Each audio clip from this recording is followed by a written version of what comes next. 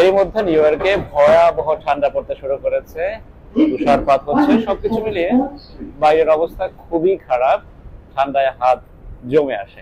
এমন অবস্থায় যারা হোমলেস, যাদের বাড়ি ঘর নেই, তারা আসলে কি করছেন?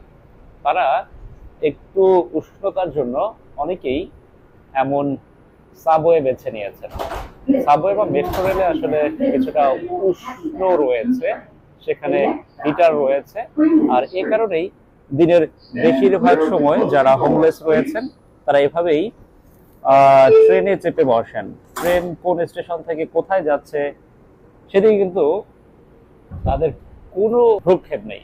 অর্থাৎ শুধুমাত্র যে কোনো একটি ট্রেনে উঠে এইভাবেই তারা শুয়ে বসে থাকে।